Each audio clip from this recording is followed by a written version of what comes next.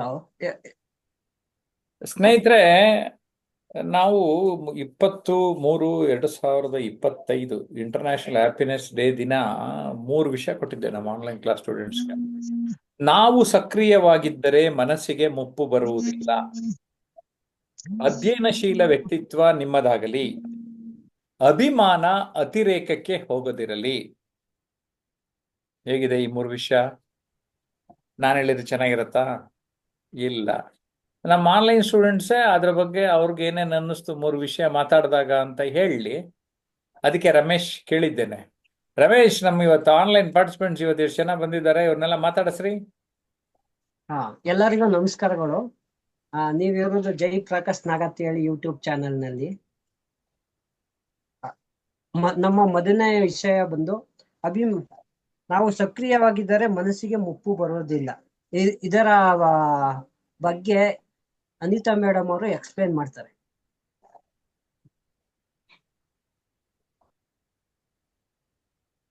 ಎಲ್ಲರಿಗೂ ನಮಸ್ತೆ. ಮಾಡರೇಟ್ ಮಾಡ್ತೀನಿ. ನಮಸ್ತೆ ಮೇಡಮ್. ನಮಸ್ತೆ ಸರ್. ನಾವು ಸಕ್ರಿಯವಾಗಿದ್ದರೆ ಮನಸ್ಸಿಗೆ ಮುಪ್ಪು ಬರುವುದಿಲ್ಲ. ನಾವು ಸಕ್ರಿಯವಾಗಿದ್ದರೆ ಮನಸ್ಸಿಗೆ ಮುಪ್ಪು ಬರುವುದಿಲ್ಲ. ಮುಪ್ಪು ಅಂತಂದ್ರೆ ಅದನ್ನ ನಾವು 2 ರೀತಿ ಕ್ಲಾಸಿಫಿಕೇಶನ್ ಮಾಡ್ಬೋದು. ಒಂದು ದೇಹಕ್ಕಾಗುವಂತ ಮುಪ್ಪು, ಇನ್ನೊಂದು ಮನಸ್ಸಿಗಾಗುವಂತ ಮುಪ್ಪು. ಒಂದು ಬಯೋಲಾಜಿಕಲ್ ಏಜ್ ಯಾವ ತರ ಇದು ಇರುತ್ತೋ ಆ ತರ ನಮ್ಮ ದೇಹಕ್ಕೆ ಬೇರೆ ಮುಪ್ಪಿರುತ್ತೆ, ಮನಸ್ಸಿಗೆ ಬೇರೆ ಮುಪ್ಪಿರುತ್ತೆ. ಕೆಲವರು ತುಂಬಾ ಚಿಕ್ಕ ವಯಸ್ಸಲ್ಲೇನೆ ಏನೋ ಕಳ್ಕೊಂಡಿರೋ ತರ, ಏನು ಇಲ್ವೇನೋ, ಜೀವನನೇ ಏನು ಇಲ್ವೇನೋ ಅನ್ನೋ, ಅಂದ್ರೆ ಸ್ವಾರಸ್ಯನೇ ಇಲ್ವೇನೋ ಅನ್ನೋ ತರ ಬದುಕಿರ್ತಾರೆ. ಇನ್ನೂ ಕೆಲವರು ತುಂಬಾ ಜನ ನಾನು ನೋಡಿದೀವಿ, ಅವ್ರಿಗೆ 80s 90s ಆಗಿದ್ರು ಕೂಡ ಅವರಲ್ಲಿ ಎಷ್ಟು ಒಂದು ಉತ್ಸಾಹ ಇರುತ್ತೆ ಅಂತಂದ್ರೆ ಅಷ್ಟು ಯಾಕಂದ್ರೆ ಅವರು ಪ್ರತಿನಿತ್ಯ ಏನೋ ಒಂದು ಹೊಸದನ್ನ ಕಲಿತಾ ಇರ್ತಾರೆ, ಹೊಸದನ್ನ ಬೇರೆಯವ್ರಿಗೆ ಕಲಿಸ್ತಾ ಇರ್ತಾರೆ. ಪ್ರತಿನಿತ್ಯ ತನ್ನನ್ನು ತಾನು ಯಾವ್ದೋ ಒಂದು ರೀತಿಯಲ್ಲಿ ತೊಡಗಿಸ್ಕೊಂಡಿರ್ತಾರೆ, ಸಮಾಜದಿಂದ ಏನೋ ಕಲಿತಿರ್ತಾರೆ, ಸಮಾಜಕ್ಕೆ ಏನೋ ಕೊಡ್ತಿರ್ತಾರೆ. ಅಂತವ್ರು ಹೇಗಿರ್ತಾರೆ ಅಂದ್ರೆ ಸಮಾಜಕ್ಕೆ ಒಂದು ಮಾದರಿಯಾಗಿರ್ತಾರೆ.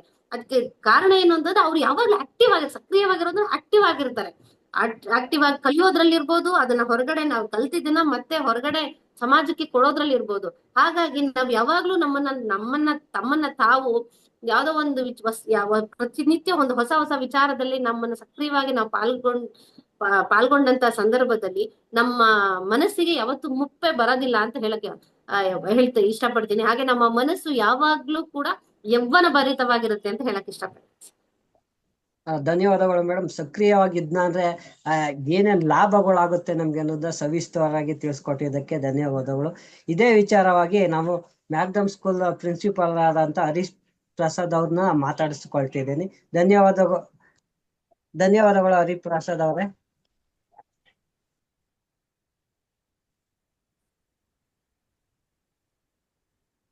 23/2025 ದಿನ ಅಂತಾರಾಷ್ಟ್ರೀಯ ಸಂತೋಷ ದಿನಾಚರಣೆ.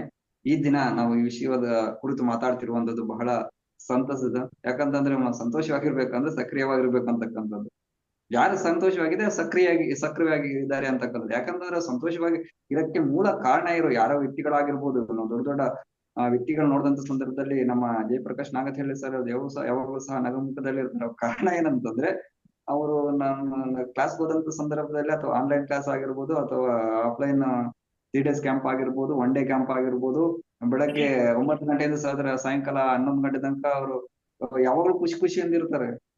ಯಾಕ ಆ ಖುಷಿ ಕಾರಣ ಏನಂತಂದ್ರೆ ಸದಾ ಏನೋ ಒಂದು ಕೆಲಸ ಬೆಳಗ್ಗೆ 9 ಗಂಟೆಯಿಂದ ರಾತ್ರಿ 11 ಗಂಟೆ ತನಕ ಒಂದೇನೋ ಪ್ಲಾನ್ ಮಾಡ್ಕೊಂಡಿರ್ತಾರೆ.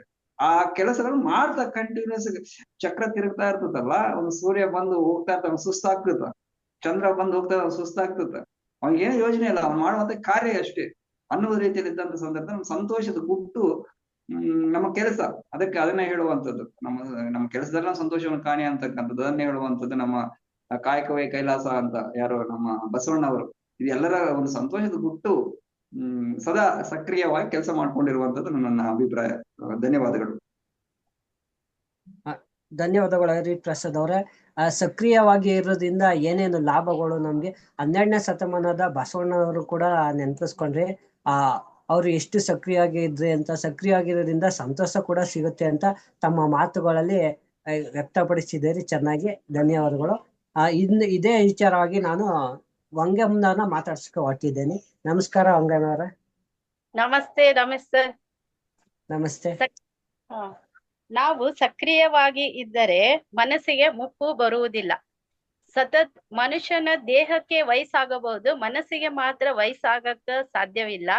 ಸದಾ ಮನುಷ್ಯ ತಾನು ತನ್ನ ಕೆಲಸದಲ್ಲಿ ಚಟುವಟಿಕೆಯಲ್ಲಿ ಕೆಲಸ ಮಾಡ್ತಾ ಇದ್ದಾಗ ಅವರು ಮನಸ್ಸಿಗೆ ಯಾವತ್ತೂ ಮುಪ್ಪು ಬರೋದಿಲ್ಲ.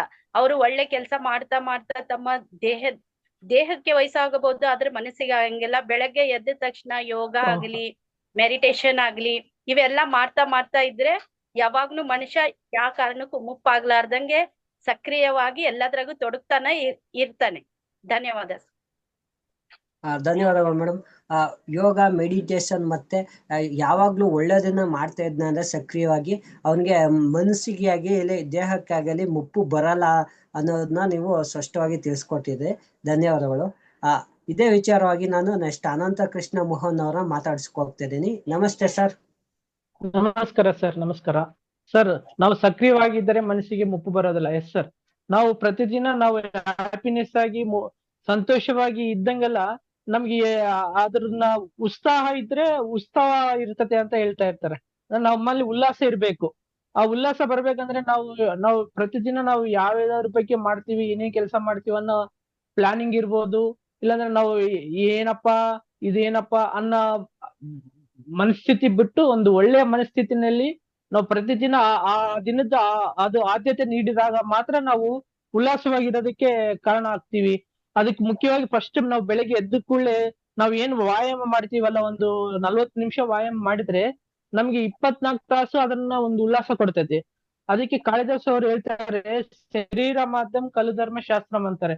ಶರೀರ ಇದನ್ನ ನೀನು ಎಷ್ಟು ಧರ್ಮಗಳನ್ನು ನೀನು ಪಾಲಿಸ್ತೀಯಪ್ಪ, ನೀನು ಒಂದು ತಂದೆಯಾಗಿ ಪಾಲಿಸ್ತೀಯ, ಒಂದು ಡ್ಯೂಟಿನಲ್ಲಿ ಬಾಸ್ ಆಗಿ ಕೆಲಸ ಮಾಡ್ತೀಯಾ, ನೀನು ವಿವಿಧ ಕಡೆ ಒಂದೊಂದು ಕಾರ್ಯ ನಿರ್ವಹಿಸ್ಬೇಕಂದ್ರೆ ನಿನ್ನ ದೇಹ ಚೆನ್ನಾಗಿಟ್ಕೋಬೇಕು.